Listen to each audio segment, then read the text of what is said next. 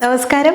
ഇന്ന് പരിചയപ്പെടാനുള്ളത് ഒരു 30+ ഒക്കെ കഴിഞ്ഞാൽ സ്ത്രീകളും പുരുഷന്മാരും ഒക്കെ ഒരുപോലെ ബുദ്ധിമുട്ടുന്ന ഒരു പ്രശ്നമാണ് നമ്മുടെ ശരീരത്തിലെ വൈറ്റമിൻ സിയുടെ കുറവ് കൊണ്ടുണ്ടാവുന്ന ചില പ്രശ്നങ്ങൾ. അതിന് കാരണമുണ്ട്. നമ്മുടെ ബോഡി സ്വയമായിട്ട് ഈ ഒരു വൈറ്റമിൻ സി ഉൽപ്പാദിപ്പിക്കുന്നില്ല എന്നുള്ളതാണ്. അത് നമ്മുടെ ഡയറ്റിലൂടെ തന്നെ കിട്ടണം. ഇനി ഡയറ്റിലൂടെ എങ്ങനെ കിട്ടും എന്നുള്ളത് ചോദിച്ചാൽ വളരെ സിമ്പിളാണ്.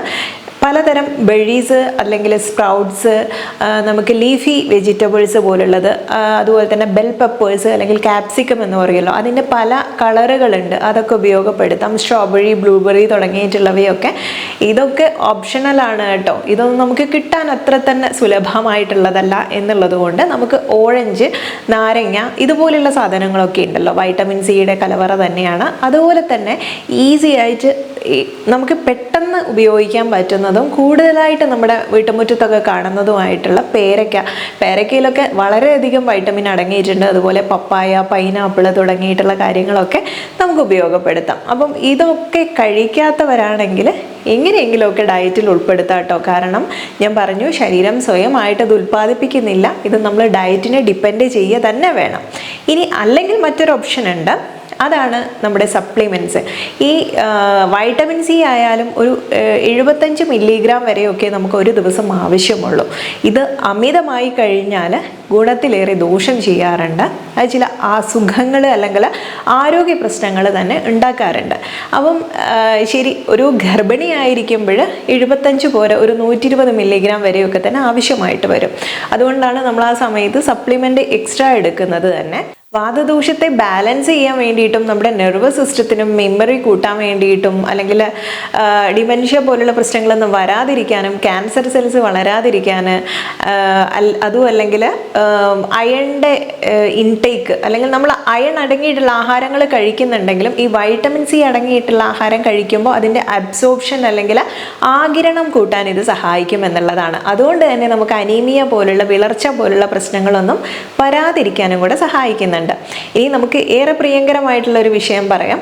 അതായത് നമ്മുടെ മുഖത്ത് കാണുന്ന ഒരുപാടേറെ പ്രശ്നങ്ങൾക്ക് പെട്ടെന്ന് പ്രായമെത്തുന്നതിന് മുൻപ് വരുന്ന ചുളിവുകൾ, പ്രശ്നങ്ങളൊക്കെ ഉണ്ടല്ലോ, അതൊക്കെ നേരത്തെ വരുന്നത് തടയാൻ സഹായിക്കും. അതുപോലെ ഫ്രീ റാഡിക്കൽസിൽ നിന്നോ നമ്മുടെ UV റേസിൽ നിന്നുള്ള റേഡിയേഷനൊക്കെ സ്കിന്നിനെ ബാധിക്കുന്നത് കുറയ്ക്കാൻ സഹായിക്കും. സ്കിന്നിനെ നല്ല യങ് ആയിട്ടും കൊളാജൻ പ്രൊഡക്ഷൻ കൂട്ടാൻ വേണ്ടിയിട്ടും ഒക്കെ ഇത് സഹായിക്കുന്നുണ്ട്. ഇനി പലപ്പോഴും ഒരു ഏജ് കഴിഞ്ഞാൽ ഡാർക്ക് സ്പോട്ട്, പിഗ്മെൻറ്റേഷൻ, മെലാസ്മ തുടങ്ങിയിട്ടുള്ള ആരോഗ്യ പ്രശ്നങ്ങൾ നമുക്ക് വരാറുണ്ടല്ലോ അല്ലേ. മുഖത്തൊക്കെ ഒരു കറുപ്പ് കളറിൽ ഷെയ്ഡ് വരുന്നതൊക്കെ തന്നെ കാണാറില്ലേ. അപ്പോൾ അങ്ങനെ സംഭവിക്കുമ്പോൾ ഇതിനെ കുറയ്ക്കാൻ വേണ്ടിയിട്ട് നമ്മൾ വൈറ്റമിൻ സപ്ലിമെൻറ്റുകളോ ഡയറ്റിൽ കൂടുതൽ ഇത് ഫുഡ് ഉൾപ്പെടുത്തുന്നതോ ഒക്കെ തന്നെ ഗുണം ചെയ്യും. പലപ്പോഴും ഇതുപോലുള്ള പ്രശ്നങ്ങൾക്ക് നമ്മൾ മെഡിസിന്, മറ്റുള്ള ട്രീറ്റ്മെൻറ്റുകളുടെ കൂടെ ഇതുപോലുള്ള വൈറ്റമിൻ സി റെക്കമെൻഡ് ചെയ്യാറുണ്ട്. അപ്പം ഇത്തരം കാര്യങ്ങൾക്കൊക്കെ തന്നെ ഗുണകരമായിട്ടുള്ളതാണ് വൈറ്റമിൻ സി. തക്കാളി, ഗ്രേപ്പ് ഫ്രൂട്ട്, അതുപോലെ സ്വീറ്റ് മെലോൺ, പപ്പായ, ഇതൊക്കെ ഇതിൽ കിവി, ഇതൊക്കെ അടങ്ങിയിട്ടുള്ളതാണ്. ഞാൻ വിട്ടുപോയതാണ്. അപ്പോൾ നിങ്ങൾക്ക് തന്നെ അറിയാം, ഒരു വിധം വൈറ്റമിൻ സി അടങ്ങിയിട്ടുള്ള ആഹാരങ്ങൾ കഴിയുന്നതും ഇത്തരം വൈറ്റമിൻ സി ഡെഫിഷ്യൻസി നമുക്ക് വരുന്നു എന്നുള്ളത് എങ്ങനെയാണ് മനസ്സിലാക്കുന്നത്. ഇതിൻ്റെ ഡെഫിഷ്യൻസി ഉണ്ടെങ്കിൽ നമുക്ക് ഗ്യാസ്ട്രോ ഇൻഡസ്റ്റൈനൽ പ്രശ്നങ്ങളൊക്കെ ഉള്ളവർക്കാണെങ്കിൽ ഈ പൊതുവെയായിട്ട് വൈറ്റമിൻ സി കുറവുള്ളതായിട്ടാണ് കാണുന്നത്. അതുപോലെ സ്മോക്ക് ചെയ്യുന്ന ആളുകളിൽ, പിന്നെ ഇത്തരം വെജിറ്റബിൾസും ഫ്രൂട്ട്സും ഒന്നും കഴിക്കാൻ താല്പര്യമില്ലാത്ത ആളുകളുണ്ട്, അവരിലും ഒക്കെ തന്നെ ഈ ഒരു വൈറ്റമിൻ സിയുടെ കുറവ് സാധാരണയായിട്ട് കണ്ടുവരുന്നുണ്ട്. ഇത് ഡെഫിഷ്യൻ്റ് ആയി കഴിഞ്ഞാൽ, അല്ലെങ്കിൽ നമുക്ക് ആവശ്യത്തിനും ഉള്ള വൈറ്റമിൻ സി കിട്ടുന്നില്ല എന്നുണ്ടെങ്കിൽ സ്കർവി പോലുള്ള അസുഖങ്ങൾ വരെയും, ബ്ലീഡിങ് കൂടുകയും അതുവഴി നമുക്ക് അനീമിയ, വിളർച്ച വരുന്നതും ഒക്കെ തന്നെ ഒരു കാരണമാണ്. പ്രത്യേകിച്ചും സ്ത്രീകളിൽ മെൻസസ് ആവുന്ന സമയങ്ങളിലൊക്കെ നമുക്ക് ബ്ലീഡിങ് സംഭവിക്കാറുണ്ട്. അപ്പോൾ ആ സമയങ്ങളിലൊക്കെ അവർക്ക് കഴിയുന്നതും വൈറ്റമിൻ സിയുടെ ആവശ്യം വരുന്നതാണ്. അതുകൊണ്ട് ഈ വൈറ്റമിൻ സി ഡെഫിഷ്യൻസി വരാൻ സാധ്യതയുള്ളത് കൊണ്ട് ഇത്തരം കാര്യങ്ങളൊക്കെ ഭക്ഷണത്തിൽ ഉൾപ്പെടുത്തണം.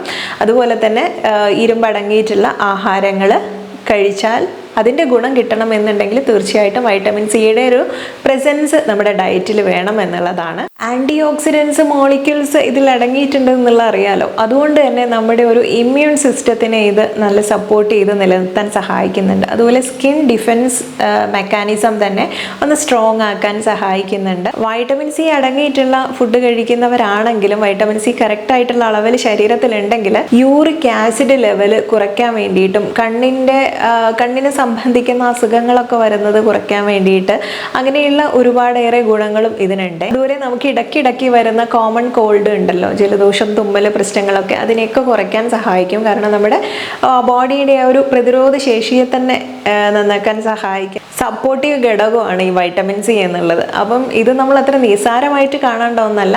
കണ്ടിന്യൂസ് ഉപയോഗിച്ച് കഴിഞ്ഞാൽ തെറ്റൊന്നും ഇതിന് പറയുന്നില്ലെങ്കിലും നമ്മളൊരു പരിധിയിൽ കൂടുതൽ കഴിച്ചാൽ ഇത് പ്രശ്നം തന്നെയാണ് ശരീരത്തിന്. അതുപോലെ ഇത് നിങ്ങൾക്ക് എന്തെങ്കിലും അസുഖം, ആരോഗ്യ പ്രശ്നത്തിൻ്റെ കാരണത്താൽ നിങ്ങൾ മെഡിസിൻ എടുക്കുന്നുണ്ടെങ്കിൽ ചില മെഡിസിനുമായിട്ട് ഇൻട്രാക്ഷൻ വരാൻ സാധ്യതയുള്ളത് കൊണ്ട് അത്തരം മെഡിസിൻ എടുക്കുന്നവർ ഡോക്ടറിൻ്റെ അഡ്വൈസിൽ ഡെയിലി കണ്ടിന്യൂ ചെയ്യാവുന്നതാണ് വൈറ്റമിൻ സി സപ്ലിമെൻ്റ് ഒക്കെ തന്നെ.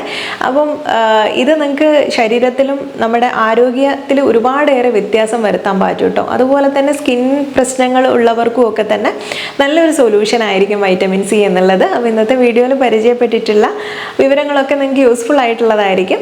അപ്പോൾ കണ്ടു കഴിഞ്ഞാൽ മറ്റുള്ളവർക്കും കൂടെ ഒന്ന് ഷെയർ ചെയ്ത് കൊടുക്കണേ. നെക്സ്റ്റ് വീഡിയോയിൽ നമുക്ക് നല്ലൊരു വിഷയമായി വീണ്ടും കണ്ടുമുട്ടാം. നന്ദി.